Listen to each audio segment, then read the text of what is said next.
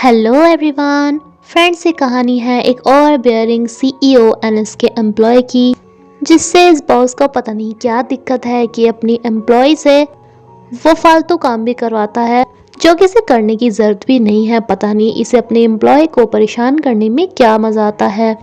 Boss आसपास की सारी लड़कियों में बहुत ज़्यादा फेमस है, लेकिन बट शिंगयू वाज लाइक, मुझे पता है कि मैं इस बंदे को कैसे भर रही हूँ। इनकी कंपनी डेटिंग एप्स बनाती है, जिसमें एक प्रोजेक्ट में शिनयन काफ़ी ज़्यादा इंटरेस्टेड थी, लेकिन तभी इसका बॉस इसे एक्सीडेंट होने से बाल बाल बचाता है।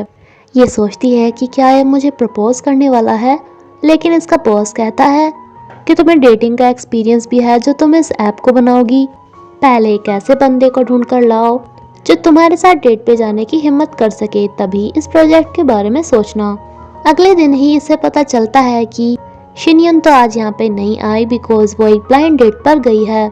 शिनयन सिर्फ इस प्रोजेक्ट के लिए ही इस ब्लाइंड डेट पर आई थी, लेकिन ये बंदा चुयान काफ़ी ज़्यादा अच्छा था। इसका बॉस इसे झूठ में ही बुला लेता है कि एक मीटिंग है, जल्दी से आ जाओ, जिसपे इसका एक ब्लाइंड डेट इस पे गुस्सा भी नहीं होता बल्कि इसे ऑफिस तक छोड़ने के लिए भी जाता है।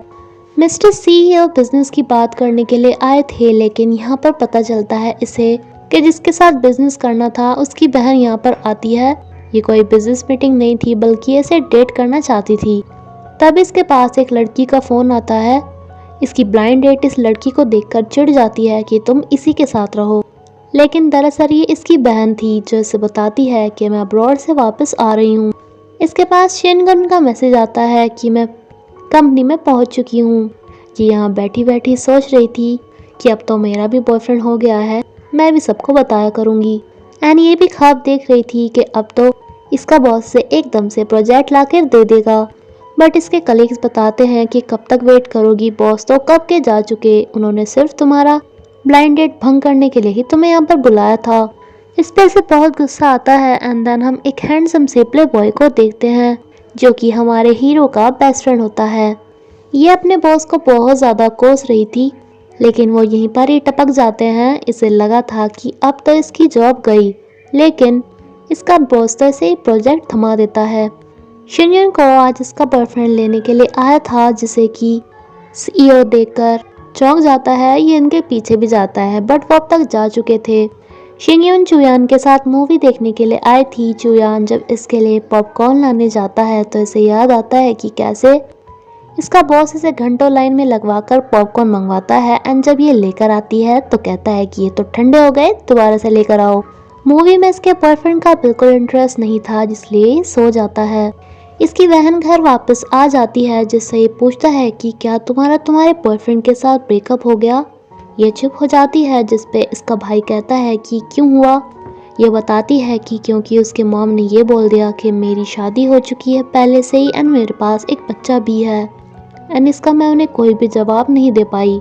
शिंगयून इसे कहती है कि आज की मूवी तुम्हारे इंटरेस्ट की नहीं थी, अगली बार तुम्हारे इंटरेस्ट की मूवी देखेंगे। तो ये इसे बताता है कि दरअसल मुझे डॉक्यूमेंट्रीज पसंद है जो कि मूवी हॉल्स में नहीं आती, तो क्यों ना हम नेक्स्ट टाइम मेरे घर पे ही मूवी देखें। ये एकदम से मान जाती है, जिसपे कहता है कि अरे वाह, तुम एकदम से मेरे घर पे जाने को मान गई। ये कहती है कि हाँ, सिर्फ मूवी देखने के लिए तो जा रहे हैं, इसमें कौन सी बड़ी बात है। नाउ ये अपने घर जाती है, जहाँ पर इसकी मोम काफ़ी रोमांटिक अंदाज से अपने पति का वेट कर रही थी, लेकिन इसे जल्दी यहाँ पर देखकर चौंक जाती है। इसे कहती है कि तुम तो ब्लाइंड डेट पर गई थी ना, तो इतनी जल्दी कैसे आ गई। इसके पापा भी यहाँ पे अलग ही तरह की एंट्री लेते हैं, जो अपनी वाइफ के लिए ऐसे आए थे। ये अपनी फ्रेंड को जब इस बारे में बताती है तो इसकी फ्रेंड कहती है कि तुम एक लड़के के घर पे जा रही हो, तुम्हें तैयारी भी तो करनी चाहिए। एंड इसे अंडरगारमेंट्स खरीदवाने लगती है, जो नीचे गिर जाता है। एंड इसे इसका बॉस यहाँ पर मिलता है, जो इसकी हेल्प करने के लिए उठाने वाला था, बट देख कर नहीं उठाता। देन इसे इसकी बहन बुला लेती है, लेकिन ये दोनों लड़कियां सोचती हैं कि आज तो उन्होंने अपने बॉस को उसकी सीक्रेट गर्लफ्रेंड के साथ पकड़ लिया। ये दोनों यहाँ से निकल लेती है। एंड इसकी फ्रेंड इसे कहती है कि बॉस की गर्लफ्रेंड है, मुझे तो लगा था कि वो तुम्हें पसंद करते हैं, क्योंकि जब उन्हें पता चला कि तुम ब्लाइंड डेट पर जा रही हो तो एकदम उन्होंने तुम्हें बुला लिया था। ये भी सोचती है कि क्या पता शायद इसीलिए ही पिछले 2 साल में बॉस ने इसकी सैलरी 4 बार इसीलिए बढ़ाई हो, एंड ये बताती है कि देखना अगर वो तुम्हें सच में लाइक करते होंगे ना, तो जब उन्हें पता चलेगा कि तुम अपने बॉयफ्रेंड के घर पर जा रही हो तो पक्का तुम्हें रोकेंगे। शिनयन को लगा था कि सिर्फ मूवी देखनी होगी, लेकिन इसके घर पर तो इसके पेरेंट्स भी थे एंड इसकी मॉम तो शादी तो छोड़ो सीधा बच्चों के बारे में बात करने लगती है कि तुम्हें लड़के पसंद हैं या लड़कियां वगैरह वगैरह। इसका बॉस उसे फ़ोन करके ये बोलकर बुला लेता है कि हमें एक साइट पे जाना है वहाँ पर प्रोजेक्ट देखने के लिए। एंड देन अपनी फ्रेंड को बोलता है कि मेरी हेल्प करना, ऐसे बनना जैसे हम तुम्हारे साथ प्रोजेक्ट करने के लिए आए हैं। ये पहले से ही अपने इस बॉयफ्रेंड के पेरेंट्स से परेशान हो गई थी, जबकि वो अपने बॉस के कहने पर एकदम यहाँ से चल देती है। एंड इसकी सो कॉल्ड सासू माँ तो इसे एक बैंगल भी देती है, क्योंकि इन्होंने अपनी बहू को फर्स्ट टाइम जो देखा था।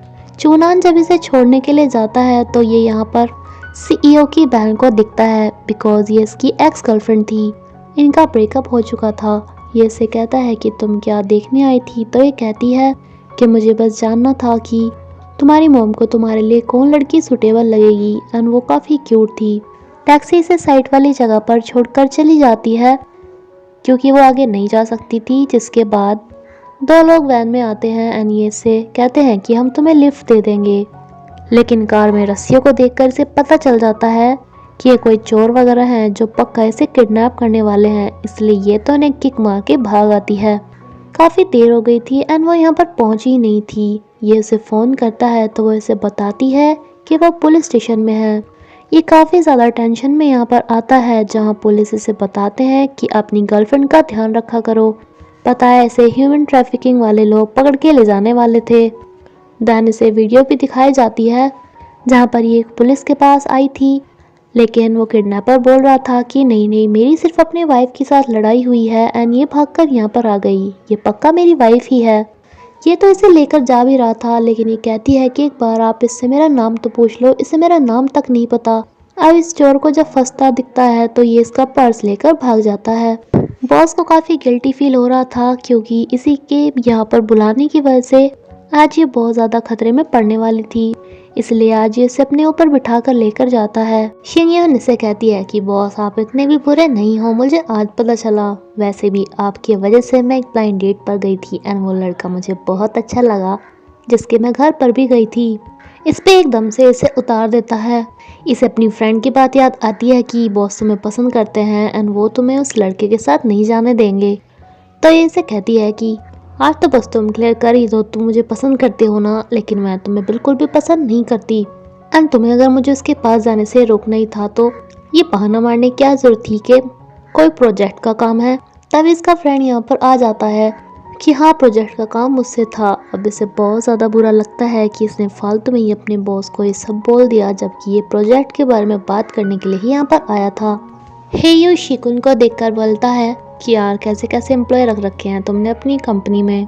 ना ये इसे इसके घर पर लेकर आता है, लेकिन इसके पेरेंट्स घर पर नहीं थे एंड चाबी अपने पर्स में ही रखी थी जो चोर से लेकर भाग गया था। ये अपनी मॉम को बुलाती है तो मॉम तो बताती है कि हम तो हनीमून पे आए हुए हैं, मुझे लगा था तुम ब्लाइंड डेट पर जा रही हो तो मैं यहाँ पर आ गई एंड जाओ तुम भी अपने बॉयफ्रेंड के साथ ही सो जाओ। ये अपने बॉस को बताती है कि मेरी मॉम ना नहा रही है, वो थोड़ी देर में आ जाएंगी, आप जाओ। दैन ये अपने बॉयफ्रेंड को फ़ोन लगवाती है, मैसेज करती है, लेकिन वो रिसीव नहीं करता बिकॉज वो तो यहाँ पर अपनी एक्स के साथ बैठा हुआ था। ये कहती है कि तुम्हारी गर्लफ्रेंड का फ़ोन आ रहा है एंड हम कब तक यहाँ पर ऐसे बैठे रहेंगे, बट ये फिर भी इसके मैसेज का कोई रिप्लाई नहीं देता। काफ़ी देर बाद ये देखती है कि इसका बॉस अब भी इसका वेट कर रहा था, जिसे कहती है कि मैं होटल में चली जाऊंगी, बट बॉस कहता है कि पैसे हैं तुम्हारे पास और आईडी कार्ड है तुम्हारे पास। तो ये कहती है कि ठीक है फिर आप मुझे अपने घर में ही शरण दे दो। ये इसे अपने घर पर लेकर जाता है, इसे चोट लगी हुई थी तो ये इसे दवाई भी लगाता है, साथ में अपने बहन का नाइट सूट इसे पहनने को देता है, जिसपे ये कहती है कि बॉस आप मुझे अपनी गर्लफ्रेंड के कपड़े भी दे रहे हैं। नेक्स्ट इसका बॉस इसे लेके जल्दी से एक अलमीरा के अंदर चला आता है एंड यहाँ पर ये छुप जाते हैं, लेकिन एक छोटा सा बच्चा इन्हें खोल देता है। जब ये अपनी बॉस की बहन को यहाँ पर देखती है तो इसे समझाना स्टार्ट कर देती है कि मेरा आपके बॉयफ्रेंड के साथ कोई भी लेना देना नहीं है, ये तो मेरे सिर्फ बॉस हैं। इसे मालूम था कि ये इसके एक्स की गर्लफ्रेंड है, जो गुस्से में कहती है कि तुम्हारे तो बॉयफ्रेंड है ना, उसके साथ तुम्हें रहना चाहिए था, रात को यहाँ पर क्या कर रही थी। इनके साथ जो ये बच्चा था तो ये सोचती है कि अच्छा तो ये शायद इन दोनों का नाजायज़ बच्चा है एंड इस बच्चे को शिनयून काफ़ी ज़्यादा अच्छी लगती है। दानी इसे लिफ्ट भी देती है एंड डॉक्टर के पास से इसकी चोट पर दवाई वगैरह भी लगवाती है। इस बच्चे से इसे पता चलता है कि इसकी बहन अपने एक्स के पास गई थी रात को। ये अपनी बेस्ट फ्रेंड को बता रही थी कि पता है बॉस की एक सीक्रेट गर्लफ्रेंड एंड एक बच्चा भी है, लेकिन ये मैसेज गलती से पूरे ग्रुप पर चला जाता है एंड यहाँ तक कि बॉस भी इसे पढ़ लेता है। इसे लगा था कि अब तो ये पक्का यहाँ से निकलने वाली है, लेकिन जितने बुरे हाल इसके हो रहे थे इसका बॉस इसे कहता है कि तुम्हें कुछ दिन वर्क फ्रॉम होम करना चाहिए। इस पर ये बहुत खुश होती है, लेकिन इसका बॉस हर टाइम इसे वीडियो कॉल करके रखता था एंड इसे बहुत ज़्यादा काम करना पड़ रहा था। तभी ये देखती है कि इसकी मॉम ने इसे बिना पूछे ही इसके बॉयफ्रेंड को बुला लिया। इसके ध्यान नहीं रहता अपनी वीडियो कॉल कट करने का। इसके पापा इसके बॉयफ्रेंड को बहुत ज़्यादा डांटते हैं कि कैसा ख्याल रखा तुमने हमारी बेटी का, उसे चोट लग गई, तुम्हारे साथ ही गई थी ना ये शिंगयून से सॉरी बोलता है कि मुझे तुम्हें उस दिन ऐसे छोड़ना नहीं चाहिए था एंड तुम्हारे मैसेजेस भी देखने चाहिए थे। ये सारी बातें इसका बॉस भी सुन रहा था एंड शिंगयून अपने इस बॉयफ्रेंड को कहती है कि तुम्हें ये नहीं जानना कि मैं उस रात किसके घर पे रही थी। एंड इसी के साथ ही ये एपिसोड यहीं पर ही ख़त्म होता है फ्रेंड्स। Thank you. अगर आपको ये सीरीज़ अच्छी लगी तो प्लीज़ मुझे कमेंट करके बताना कि मुझे आगे कंटिन्यू करनी है या नहीं।